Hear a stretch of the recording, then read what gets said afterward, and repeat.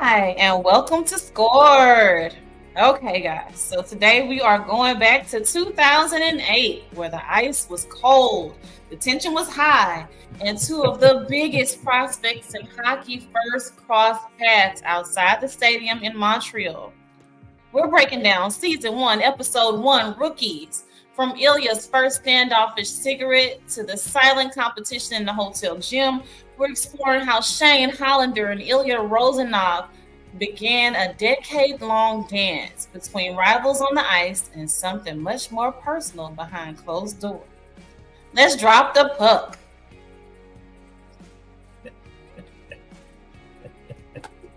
I like that. Let's drop the puck. Yes. All right. So, oh my goodness, heated rivalry. Love, love, love the title. I love a good innuendo.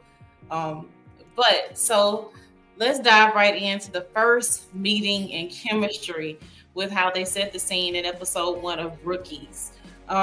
So the cigarette scene. So from their very first interaction outside the stadium, Ilya is going through a hard time trying to light his cigarette. And as soon as Shane walks up, he's able to light his cigarette. Do you think this is a deliberate metaphor for their dynamic that unfolds during the show? You know what? I never thought about it until you asked this question. But as it goes in scripts and I don't know literary genre, there's a reason for everything.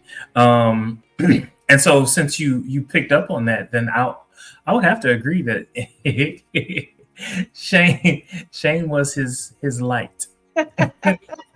Yes, my goodness, and we know Montreal is freezing cold, and so you outside trying to get your smoke on, and then this little bottom walks up looking all scrumptious. Oh, finally, fire! I loved it.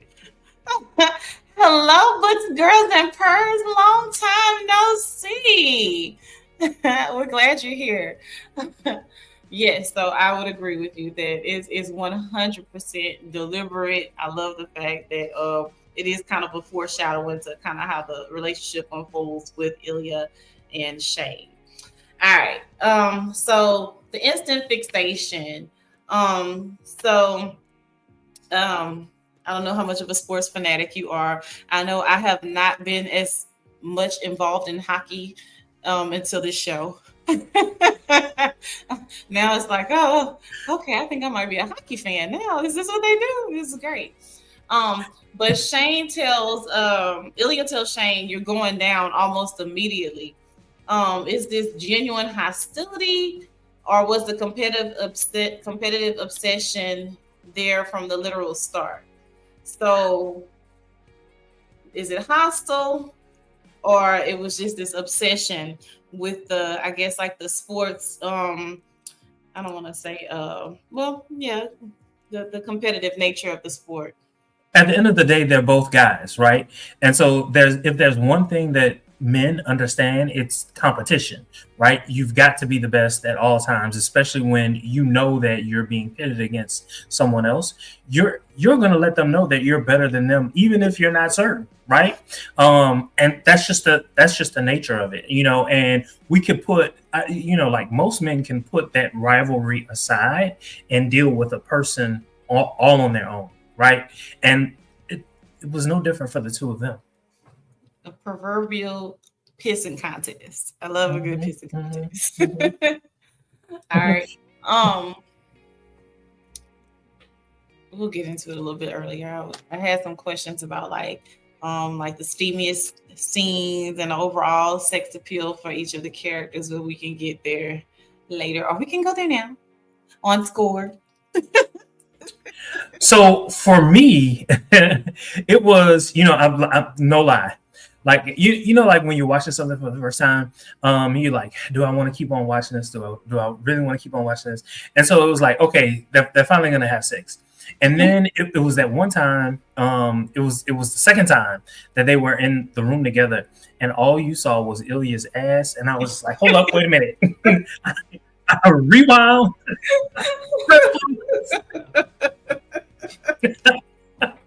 This was a really sexy show. This is a really, really sexy show, and I feel like, I mean, obviously the hockey, but they had a really, really attractive cast, and so I appreciated that. So there were a lot of steamy scenes on here for me as well. Another good one was when they were in the shower room and Ilya started jacking off, and I was like, I gotta start working out. I couldn't believe it. Like, how forward can you get? Like, I've never even imagined anything like that, right? And they put that on screen, and it was just like, oh my god, like that was it. I was not upset because at first when I started watching the show, I was like, a little lackluster. What's going on here? Oh wait, hey, hold on. Spin bikes. Okay, now I'm in. What's going on? Oh, okay.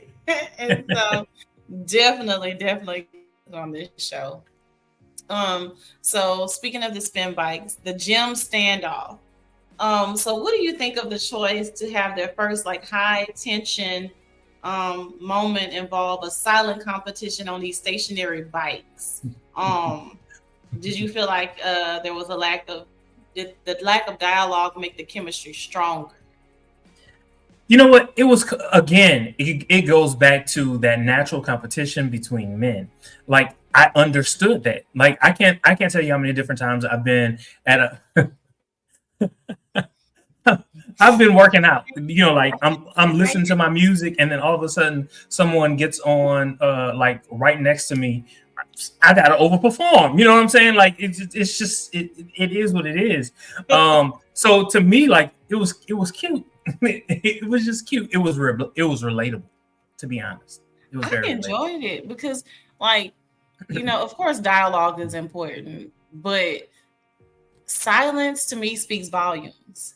And so watching them silently compete against each other, to me, that was really, really sexy. And so this was before I even realized, of course, what was going on, because I didn't have any background knowledge on the show, anything at all. I just dove right in, didn't Google anything, didn't watch any things. Quite unlike you. Nothing. So I just went in blind. And so I'm like, okay. And Annie and I watched it together, which is it's very rare that we finish anything together. But we were watching, and I'm like, she swore up and down the guy that she had seen the show before, that it had already come out, and I'm like, this is the new show. This is the new show. Now I didn't know that there was a book. Yes. I didn't know that. Several. She had sworn to God that it was a foreign film before. She'd seen it. She understood the plot and everything. And I'm like, no. But nonetheless, we did get through the show. So again, me having zero knowledge of what's going to happen. So I'm like, okay, I'm picking up on some homoerotic undertones. Okay, now they're overtones. Whoa. And so it was really a nice free fall to not have Googled anything, to just enjoy the show at face value. So we're going to get into the character backgrounds and some of the pressures just a little bit. So of course we have until as old as time. We've seen it done over and over again. You have the golden child versus the rebel. You have Shane and you have Ilya. And the question is, how does the show immediately contrast Shane's supportive but high-pressure parents with Ilya's verbally abusive father and brother? Oh, I mean, it was right there in your face. Like, you could not deny what you were seeing. You even got the impression in episode 1 that if Shane told his parents would understand and be cool with it. Like, even though those words never came out, it was just the way that they loved on him, that it was clear. Like, the dad, for instance, the dad didn't give a damn about hockey. He gave a damn about his son. You understand? You understand? Like, right. The mom loved hockey. The dad didn't give a damn. The dad loved his son. Whereas, with Ilya, his dad and his brother only wanted the money. His dad only wanted the acclaim that came with what Ilya was able to do for Russia. You know what I'm saying? And then how that impacted him and his life. And so, yeah, it was very in your face. Couldn't deny it. To me, And his dad was in his own way verbally abusive, even in episode 1. That was very clear. It makes you empathize with Ilya for being a douchebag, the way he presents, because it's like, okay, oh, I get it. You carrying the weight of Learned so many behavior. things, right? And so this was something that I found interesting, and I don't know if you picked up on it or if this was something. Well, obviously, because I know you're super invested in this show.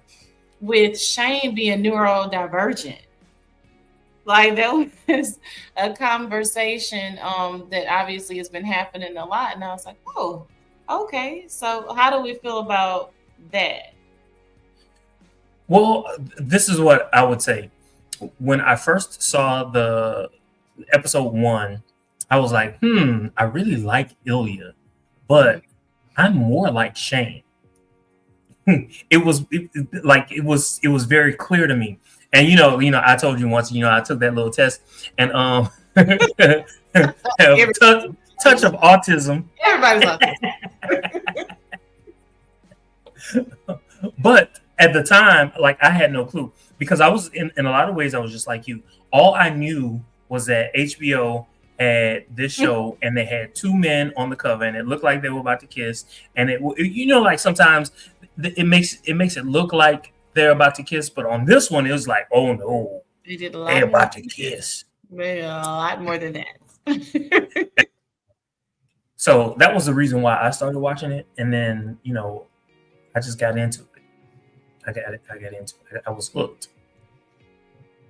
There were a lot of things happening in this show, and some of it I didn't pick up on initially, and so one of the other topics of interest for me was the fact that they addressed Shane being Asian Canadian, and basically kind of paving the way and all of these things like that.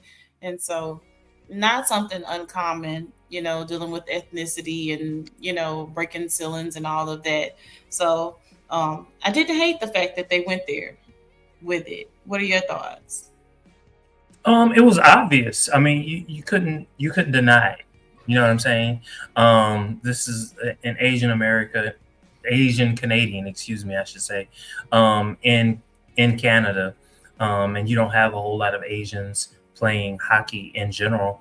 And so, yeah, he's there and he has the face. So why not exploit it? Like that. You could look at his talent, but you could also look at his ethnicity as well. And by exploiting it, you're actually doing a good thing, because now it's opening up this whole world of hockey to other Asians / Asian Americans. And why not? Like, open it up. I didn't have a problem with it. I didn't hate it. I didn't hate it at all. Like, I was like, okay, all right. So the first night in this relationship, Books, girls, and purses, that she's gained zero hockey knowledge from watching the show. Guess what? You know what? I dropped a hook. I dropped a hook too, but I'm tuned in. I am tuned in. I'm gonna go get a Rozanov jersey, and I am going to go and get a Hollander jersey. Books, girls, and purse. I'm gonna do it. Trust me. So let's talk about the power dynamic between Ilya and Shane, as it pertains to the sexual nature. So when they have their first sexual encounter, Ilya pretty much takes the lead because Shane is very inexperienced, obviously.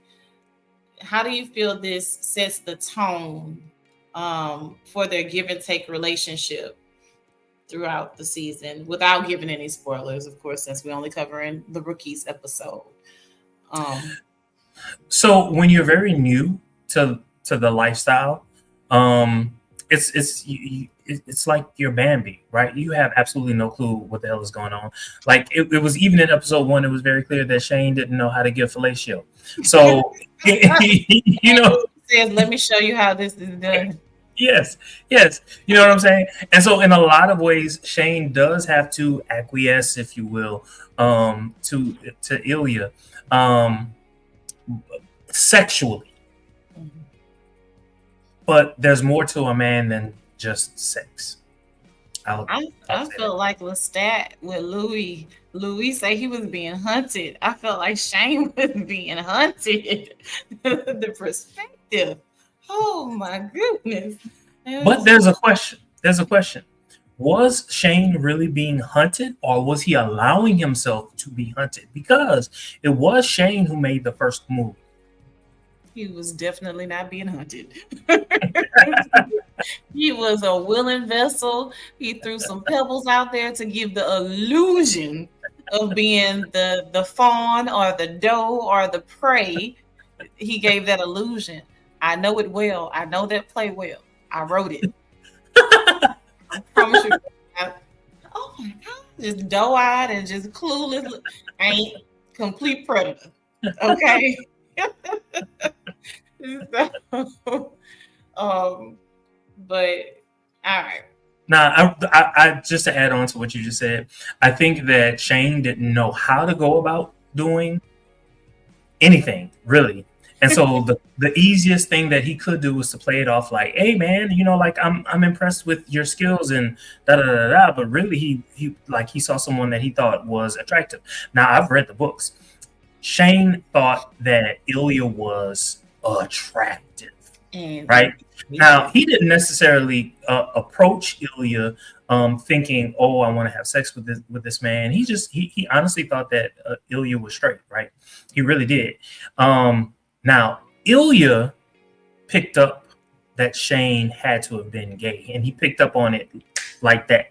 If you read the books, you realize that Ilya is very perceptive, very, very, very perceptive. Look, I was here for it all, baby. Season 1, episode 1 could have went a little longer for me. All right. So when they have this press conference, they have this little under the table moment. Wait, hold on. Ilya trying to act like Shane didn't last long, but Ilya didn't last much longer. Where is the lie? Where is the lie? That is a fact. And I was thinking the same thing because I rewatched it on my lunch break today. And I was like, okay, when he got there and showed him how it was done, quote unquote, I'm like, to me, it was like the same amount of seconds. So, Girls and Purrs is not wrong. I agree with you 100%. Jermaine is about to fall out of his chair and books Girls and Purrs. I'm laughing because I thought the exact same thing. It was just that Ilya was, in my mind, Ilya was the first one to comment, but nah, they you know. I would say it was a stalemate, 100%. So when they had the press conference, do you feel like that was a pivotal moment where the relationship between Ilya and Shane got a little bit deeper because Ilya was struggling to get out his words and express himself, and Shane kind of took over, and they had this little exchange under the table, so to speak, so that they kind of make things more than just a fling. It was the fact that they shared each other intimately, if you will, and so there's a certain level of closeness between the two of them, or I should say maybe not closeness, but at least a certain level of trust between the two of them.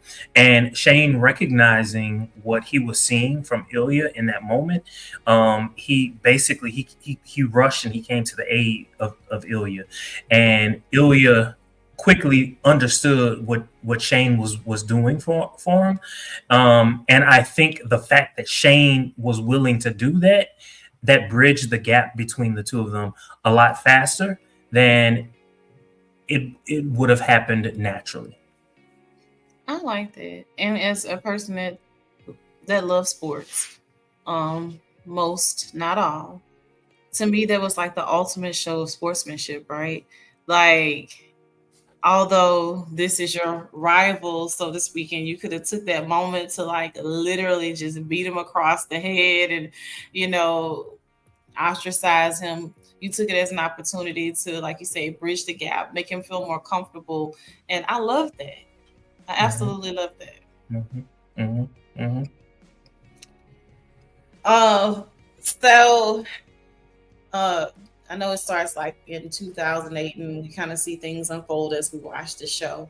But when they save each other's numbers, but they changed the names, and so there's Jane and Lily.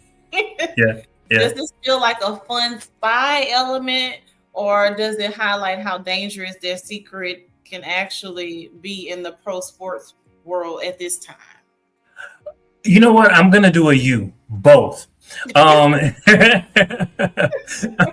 so look, so number one, this is like 2008, right? Okay, Mhm. so yeah, things have progressed. It's now 2026, but back then, especially if you're playing major sports, no, we've got to hide. We can't, come out. We can't do all the other good stuff. Um, so and just thinking back to my days, like I totally got like it made perfect sense to me. um, so everything they did again, as I said, like it made perfect sense, and I wasn't mad at what I saw. I know that a lot of people, felt some kind of way like, why would you hide? That there's no need to hide. But again, it's 2008. It's, they are major sports stars and rivals. That part, because the mom is, she ain't going. She like f him, f him, f him, f him. She cannot stand Hmm. Ilya. She is really, really deep off into the sports world. She's his uh manager, so to speak. Her son, or Hmm. nephew. Momager. Nephew. Say it again. Yes, momager. Yes, that has got to be horrible. Good Jesus, I would never want my mom to be my manager of anything. My God. He must really love his parents. In Got order to. for that to work, he must really love his parents, or I should say his mom. My goodness. All right. Um. So, um, based on like the earlier interactions, who do you think holds the power? We kind of talked about this a little bit back there. Who holds the power? I think it's situational between the two of them. Um, Again, so when you're talking about sex, yes, I think Ilya holds the power right now. And he can. Um, Okay. of course, I've seen the show. The dynamics change a little bit. Um, I think in terms of how should I say this? In terms of expressing themselves, I think Shane was the clear runner. I'm sorry, I can't get those words out. He was able to express himself about what he wanted, except when when he thought that Ilya was done having sex, um, and Shane didn't get to climax. So he was just like, are you kidding me? Are you joking or whatever it was that he said? That was all that he was able to get out. He couldn't get that part out, but definitely his frustration was shown in that particular moment. Um, but then again, it went to the fact that Shane was not Shane. Ilya was in charge sexually. Um, but yeah, in terms of episode one, I think that's about where they are. Also, when Shane won, what was it, Rookie of the Year, and Ilya. Shane basically wanted to spend a night with Ilya, and the two of them didn't understand each other. And at that particular point in time, Shane had absolutely no idea. Number one, about the strictness of Russia Mm-hmm. or his family dynamics. And without knowing those two pieces of information, it kind of left Shane in the dark. And so in that sense, Ilya was kind of like in charge because Shane had absolutely no clue why Ilya was brushing him off. I was glad that he, no pun intended, exploded on him. Um, because he was like, not everything is about you, Hollander. Because he is the again proverbial good guy, just clean cut, all the things. And so I'm glad that he, even though he's, you're listed at, you're kind of bad guy, you need to stay away from, so to speak, that he was bold enough to say not everything is about you. Like there's more at play here. So it kind of dipped the toe in of him showing some emotion as opposed to him just being an ass. Mm-hmm. So I appreciated that piece. Mm-hmm. So how do you feel about their on ice rivalry as opposed to their off ice obsession?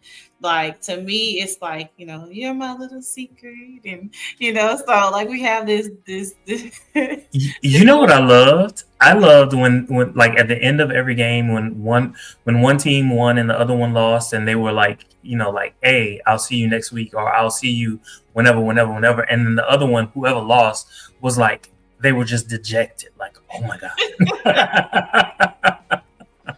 I absolutely loved it because it made sense to me. It absolutely made sense to me. I don't know why I did, but it just did.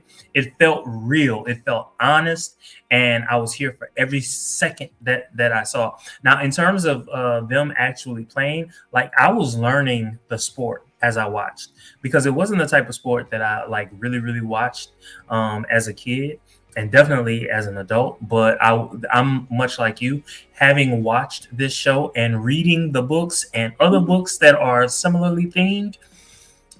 I've really gotten into hockey. I've really gotten into it. Okay. I told you I gotta get me some jerseys, even if it is from the fictional characters. We'll start there. All right.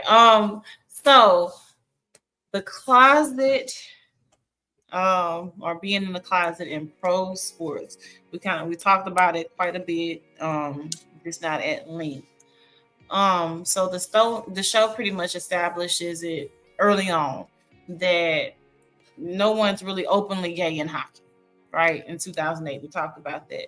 So do you feel like the pilot episode Rookies, um, like how does the pilot handle the stakes of their secret relationship in the pilot episode? Well, just the fact that they had to hide in all the different ways that they had to hide. I mean, we talked about them changing their names and their cell phones. The fact that what was his name, Scott Hunter, is right next door to Ilya, and Shane basically had to like kind of like run inside as soon as Ilya opened the door. All of those little things. Again, all of those things, like it was like flashbacks for me. It was like, oh my god, like this is real. This is really real. And the fact that a woman wrote this book, like how did you know? How do you know these things? Ultra involved, okay, nosy like me. Okay, I want to know. I want to know everything. How does it work? What do we do? Okay, I want to know. But no, and then again, just to restate what I've said before, the fact that they were rivals, if you will, that added another layer. Rivals from another team, so your teams have a natural rivalry, and then the two of you have a rivalry, and it goes all the way back to how you got into the sport. And then who's gonna be rookie of the year, and all of this other good stuff. The is Was the Olympics in episode one? I don't remember if the Olympics was in episode. Was the Olympics in episode one? I don't remember. Okay, well, all of that playing itself out. There was reason enough to hide it, even like from the optics of it. Even if they weren't breaking any rules whatsoever, it looked bad.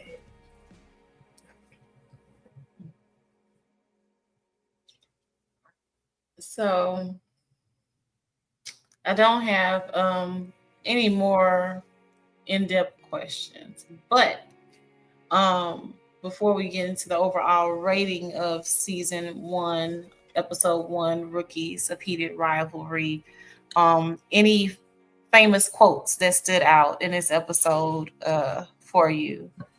Even Nah, if I'm not yes, good when it comes to like remembering quotes and shit like that. even if loosely referenced. Now, if we talking about like scenes and what they look like and what they did, oh, I can talk about that. But I can't tell you everything that they said and all that. No, no. This is one thing that I will say. He Both of them had teammates that I could sense they were close with. And from episode 1, I wondered early on, how would their teammates react if and when they came out? That was like a concern for me. It was a genuine concern, and I didn't know how it would play out. And so, yeah, that all throughout, that was one thing that was on my mind. What stood out for me is the fact that I don't know, for me, Ilya is like a mortal version of Lestat. And I know I just have this obsession with Lestat. I will not let it go. I find a way to just weave interview into every single thing that we talk about. I might go to therapy for it. Regardless. Regardless. I love how he kind of picks at Shane and calls him boring Mm-hmm. every Mm-hmm. chance that he gets. And so that resonates with me, like finding that partner or person that gets you out of your comfort zone. Although these are things that you want to do and try anyway, just having that person that's just whispering in your ear, do it. Okay, you sure? All right, don't tell anybody. All right, I'm not gonna tell anybody. And so I did appreciate that, just to kind of teasing and picking again, heated rivalry, right? So there's that, Mm-hmm. but I do love the teasing element throughout this show in general.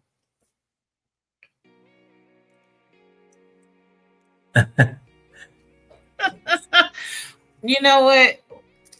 I don't know. I don't know. It just depends on which Ilya showed up that day. Books, girls, and purrs. I don't know. He might drop them. No, that would never happen.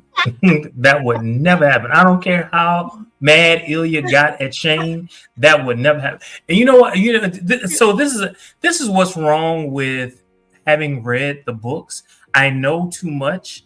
For instance, you were just talking about the fact that Ilya called Shane boring, but believe it or not, that was something that he actually loved about Shane. The fact that Shane was boring, he loved that because of the situation that he grew up in. All he saw was toxicity. But from Shane, he saw normalcy. He saw stability. He saw someone that he could actually live his life with. And so, no, Ilya would never, ever, ever do that to Shane. Wouldn't happen. Look, I told you I need to go to therapy behind the stat. It's just messing with my head. All right, from Mayfair to 10, your overall rating of the first episode, the pilot episode, Rookies. Okay, so here's the thing. I can't give it a 10. And let me tell you why I can't give it a 10. Even though when I first saw episode 1, I was like, oh, I can't wait. I can't wait. And I saw episode 1 and 2 at the same time. I ain't lying to you. I couldn't wait for episode 2. All right. So I have to give it an 8. And here is why. Episode 3 came, episode 5 came, and episode 6 came. I cannot give episode 1 anything higher than an 8. Okay, well, yes, he simps for his boring bottom. You are so funny. I think a strong 8 is amazing. As much as I enjoyed it, to me it was a 7. Um, all pun intended. There was so much more room to grow, right? I, watching it with fresh eyes, didn't know what to expect, not a clue what was going on. A bit of a slow burn initially for me, again, because I'm not realizing where it's going. I don't mind going down a rabbit hole though. That's cool. I enjoy the journey. Um, and so like the time jumps and things like that. Sometimes, okay, for a person like me, I can get a little distracted, so to speak, from the plot or where we're going. So that's why I would say Rookies, for me, the breakout episode was about a 7. So not enough to discourage me from continuing to watch. Definitely not Mayfair. But as you mentioned, some of the other episodes, like, oh my God, I gotta see this through. It just gets better and better, which is amazing. So definitely a strong 7 for me. So, okay. So one question that I have for you. What episodes are you like salivating to cover? So I cannot give you the number. Okay. But I can give you I don't want to say the content, but I bet you can pretty much guess. So I'm going to say the Scott Hunter episode. Really? Yes. Can I tell you? Okay, so when I saw, that's episode 3. When I saw episode 3, I cried like a bitch. It was just nothing but tears. It was true tears. It was true tears. I kid you not. Like, I was like, are we gonna get more Scott Hunter? Are we gonna get more Kip?